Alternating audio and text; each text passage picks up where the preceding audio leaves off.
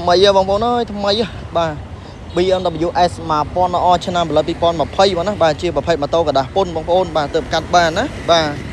ណែសម្រាប់ full system ទៅដូរ3000ជាងបាទហើយនឹងលេងកបោនធំសាំងលបោនអមតួកលាក់ដៃលេងអស់ហើយបងប្អូនណាបាទគូតក្រោយក៏កបោនកបោនកបាំងផុកទៀតបងប្អូនណាបាទនេះ full option ពេញណាកម្មកបោនមុខក្រោយបងប្អូនណាបាទគ្រាន់តែកម្ម$3-4,000បាទបងប្អូនបាទ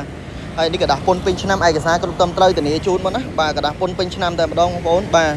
ម៉ូតូបាន2000គីឡូបងប្អូនបាទនេះទៅត្រូវតម្លៃយកទៅផ្ទះហ្មងបងប្អូនអត់មានអីពិបាកមើលច្រើនមើលម៉ូតូថ្មីជ្រៅបាទហើយម៉ូតូនេះមិនមែនទិញរីរងប៉ះពីទេបងប្អូនបាទម៉ូតូម្ចាស់គាត់កំងហ្មងបាទយកអាថ្មីដាច់ហ្មងបាទអត់ថ្មីក៏អត់ជិះទេណាបាទ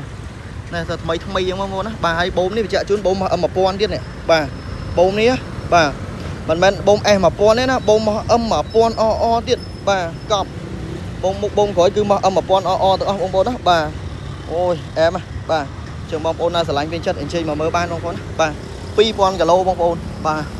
មីញាក់បាទกระดาษពុនពេញឆ្នាំឯកសារគ្រប់ត្រឹមត្រូវតម្លៃលក់$20000ស្ដើងបងប្អូនណាបាទស្រឡាញ់តាក់ទងមកបានបងប្អូនណាបាទត្រូវតម្លៃដឹកឲ្យដល់ផ្ទះហ្មងបាទបាច់គិតច្រើនបងប្អូនបាទមានលុយប្រើទៅមិនទាន់មានលទ្ធភាពទេមើលលេងសិនណាបងប្អូនណាបាទអរគុណច្រើនបងប្អូនអរគ្នាស្អាតណាបាទជាតិហ្មង